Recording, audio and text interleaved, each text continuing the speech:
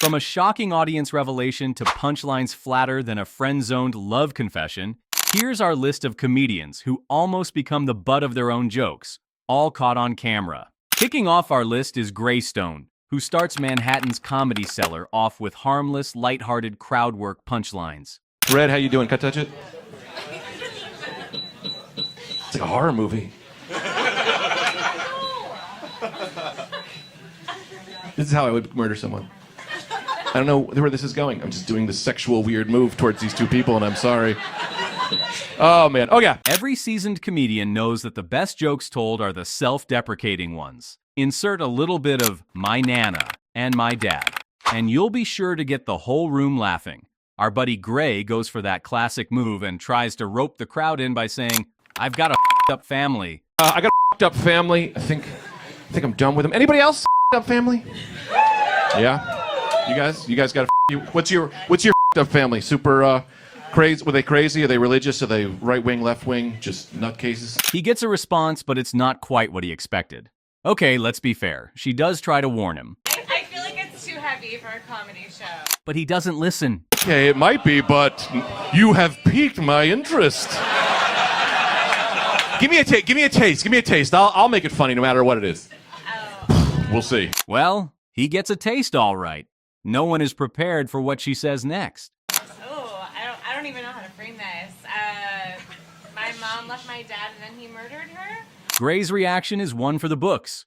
He agrees that he didn't see it coming. I'm going to be honest. I did not see that coming. You said that. I was like, what could it be? A fucking murder? I did not see that coming. Talk about being upstaged by your audience. That'll teach you to take no for an answer next time, Gray. At least no one hates your joke so much that they punched you in the face. Ask Chris Rock. There's pushing the boundaries, and there's suplexing them into oblivion. Seems Chris Rock forgot this little detail when he made Jada Smith the butt of the joke at the 2022 Oscars. In all fairness, it was a pretty good joke. G.I. Jane? Freaking hilarious. Good thinking, Chris. You got everyone's ribs cracking, including Jada's husband, Will Smith. Jada, I love you. G.I. Jane 2, can't wait to see it. All right? Everyone's laughing, of course, except Jada. Will, a good man, notices that Jada isn't laughing, so he stops. And this is where Chris's trouble begins.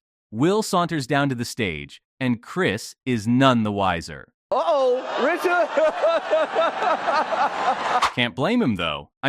It was a pretty good joke, and Will could be coming up to give him a hug, a handshake, or even a brotherly pat on the back. But alas. Oh, wow. It's a good old-fashioned smack on the face. Hats off to Chris for keeping it cool, though. He jokes, "Will Smith just smacked the out of me." And everyone is laughing again, but this time with a subtle undertone of, "What the just happened?" Will Smith just smacked the shit out of me. And when someone yells, "Keep my wife's name out your fucking mouth! Keep my wife's name out your fucking mouth!" twice, you know you messed up. Sorry, Chris, that smack was more offensive than your joke. Speaking of offensive things, up next on our list, Matt Rife. How far is too far? The lines for Matt Rife are quite blurry. Lovers of Rife's comedy are well aware of this. But on his 2023 comedy series, Natural Selection, Matt makes a joke many people will find tasteless. One time I ate lunch there, and the hostess who seats you at the restaurant had a black eye. A full black eye. And it wasn't like, what happened? It was pretty obvious what happened. And we couldn't get over the fact that we're like, this is the face of the company? This is who you have greeting people? And my boy who I was with was like, yeah, I feel bad for her, man. I feel like they should put her in the kitchen or something where nobody has to see her face, And I was like, yeah, but I feel like if she could cook, she wouldn't have that black eye. You can tell the moment Rife worries he's maybe gone too far, but it's too late to backtrack. So he plays it off by saying, in the water, seeing if y'all are gonna be fun or not. Just wanted to see. I figured we start the show with domestic violence. The rest of the show should be pretty smooth sailing after that. His audience laughs, but it's a different ballgame for listeners online. Offended online listeners call for Matt's cancellation. Matt comes online to issue a public apology on his Instagram story. If you've ever been offended by a joke I've told, here's a link to my official apology. Except it's not. It's a link to buy special needs helmets, which is obviously another joke to mock listeners who he deems too soft in the head for his jokes. In an interview, Matt compares his DV joke to a mass shooting joke he made later in the special. That people thought that was funny. Yes, nobody in the audience had a problem whatsoever. If you watch later in the special, I do a school shooting joke that gets a massive response. And you didn't get canceled for that. Nobody's talking about that. Gotta hand it to Matt for not folding under the fire of public outrage. A controversial comedian through and through. And still on the topic of comedians who can give it as hot as they get it, next on the list is David Lucas. The night begins awkwardly for comedian David Lucas when a member of the audience randomly yells, "Titty man," making fun of David's plus size. Did you call me man? For the next 4 minutes, there's a heated but humorous exchange between David and the audience member, where David dares the stranger to come on stage or be kicked out. If you don't come on stage, you're gonna get kicked out. The troublemaker refuses to come on stage and is eventually kicked out. At this point, it seems that David is back in complete control of the mic and crowd. But then things take a turn for the worse when he makes this joke. And you wanted to show them the reason George Floyd got his neck nailed on. 2 members of the audience are seen leaving, and David makes a joke at their expense. But you ain't gummy worming no dick and no ass. You ever seen an asshole that got the same skin as an elbow, nigga? You ain't putting shit soft. All right, Bill Cosby just left. Appreciate you, dog. Oh, they going to the bathroom, my bad. Thought Bill Cosby was gone, nigga. Oh, they gone. He got to change that diaper first. One of the leaving audience members is seen returning to his seat, and David, who seems to be in an already foul mood from his earlier altercation with the troublemaker, asks, "Oh, you back, buddy?" Oh, you back, buddy? A heated back and forth ensues between them until the crowd member has to be escorted out by security. He won't even talk to me. That's old school nigga. Man, you up here making us look.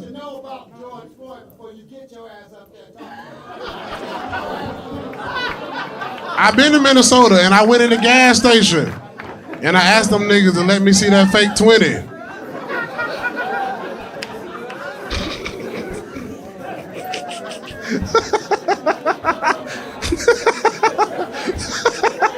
This night is a disaster. We don't do refunds, big dog. Appreciate you though, bro. That leather jacket fire as hell. Oh, he got it. I hope this nigga don't shoot me one of them old ass pistols, nigga.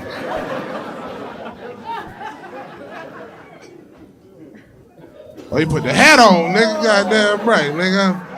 And they gonna slap me there and smoke a Camel.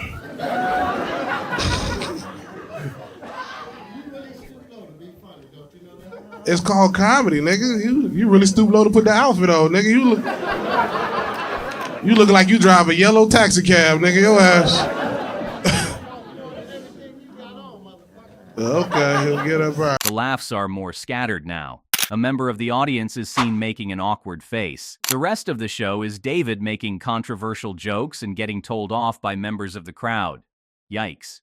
But he seems to be handling it pretty well, though. This goes to show that some comedians just don't give 2 hoots about your feelings, which brings us to another classic on this list. Ricky Gervais's speech at the 2020 Golden Globes. Star comedian and co-creator of the legendary mockumentary British The Office, Ricky Gervais turned the Golden Globes into the Golden Jokes when he made some pretty feather-ruffling jabs at Hollywood's finest crowd. Let's have a laugh at your expense, shall we? Remember, they're just jokes. We're all gonna die soon, and there's no sequel. With his trademark dry British wit and complete disregard for Hollywood's love of self-congratulation, Gervais didn't just poke fun at the industry. He took a flamethrower to it. His opening monologue was a brutal takedown of celebrity hypocrisy, corporate greed, and the entertainment industry's questionable moral compass. From the moment Gervais grabbed the mic, it was clear that no one was safe. His first few jokes had the crowd nervously chuckling, But as he kept going, the laughter turned into uneasy shifting, forced smiles, and a few very not amused reactions from Hollywood elites. The real moment that turned the room from nervous laughter to full-on panic? When Gervais mentioned Jeffrey Epstein. Season 2 is on the way, so in the end, he obviously didn't kill himself. Just like Jeffrey Epstein. Shut up! I know he's your friend, but I don't care. Dead silence. A few gasps. A couple of half-hearted chuckles from people clearly worried about their careers. Even Gervais had to pause and grin as he let the sheer awkwardness settle. It was a line that cemented the moment as one of the most controversial in awards show history. Gervais wasn't just roasting celebrities. He was exposing the uncomfortable truths Hollywood often tries to ignore.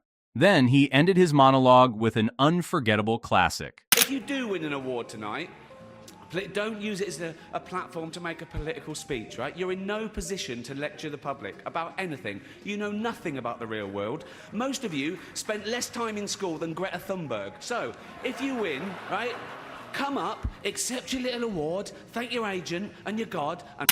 The speech sparked debates across the internet. Some hailed him as a truth-teller who wasn't afraid to say what everyone was thinking. Others slammed him for being too harsh, arguing that an awards show wasn't the place for such brutal honesty. Brutal or not, one thing is sure. You could never blame Ricky for flat punchlines. Can't say the same for Amy Schumer. Schumer has had her fair share of stand-up moments that left audiences more confused than amused. Whether it was her 2016 Netflix special receiving overwhelmingly negative reviews, or that one time she joked about her own weight for the 100th time and got nothing but forced chuckles. Do you feel like out of place? And I'm like, no, of course not. I'm very glamorous. Schumer's body looks like a bag of mashed potatoes. And I was like, okay, now I need mashed potatoes, you know? Guess we can say that Amy's comedic track record has been consistent. But her most infamous instant regret moment is her attempt at a joke at the Oscars that fell so flat it was embarrassing. So what the seat fillers do, I hear you seat fillers, I'll just explain what you do. So when you get up to go to the bathroom, or if you're going to cry because you didn't win, oh my God, actually, you know what? Let me just show you what the seat fillers do. Okay. Schumer, trying to bring in some edgy humor, turns to actress Kirsten Dunst and pretends to mistake her for a seat filler. Here's a seat filler. Can we get you up, honey? You want to go to the bathroom? Okay. The joke is meant to be lighthearted, but instead, it came off as awkward and cringeworthy, especially when Dunst's husband, Jesse Plemons, didn't look too thrilled. You know, that was my wife, Amy. You're married to that seat filler? Fans were quick to call out Schumer for being disrespectful, while others debated whether the joke was staged or just another one of her infamous flops.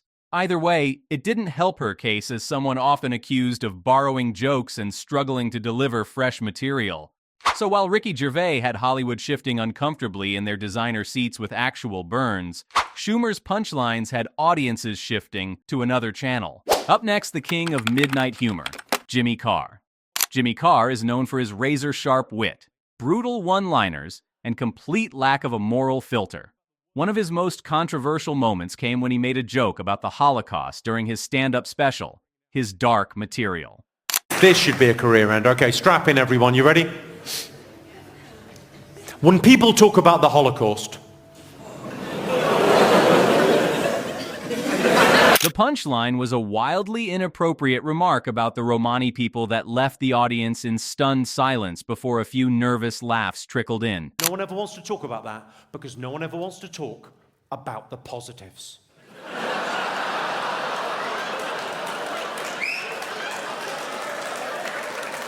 The backlash was immediate. Social media erupted, advocacy groups condemned him, and even fellow comedians questioned whether he had finally crossed the uncrossable line. You would think that this would push Jimmy to apologize. Nope, he doubled down. I said it was a career ender. That's why I put it in the special. Classic Carr. Of course, this wasn't his first rodeo with backlash. From controversial jokes about disabilities to politically incorrect jabs that make even the edgiest comedians sweat, Jimmy Carr thrives on discomfort. He once said that his job isn't to say what's right, it's to say what's funny. And if you laugh, that's on you. You can't go around apologising for jokes. They're jokes. So I've got a plan. The next time I get cancelled over a joke, the next time I upset people with a joke, I'm going to come out on the day of the cancellation. I'm going to make a statement, a public statement. I'm going to say, I've rehearsed this, I'm going to say, I'm sorry. And the people that I've offended will say, you don't really mean that apology. And I'll say, so you're saying I could say something and not mean it. Now you're getting it. Jimmy Carr never flops. He just offends successfully. If only Kathy Griffin had the gift of offending successfully. If there's one comedian who knows instant regret, it's Kathy Griffin. But unlike most comics who get mouthed off on stage or get side-eyed for a bad joke, Kathy's moment of regret didn't just get booze, it got her blacklisted.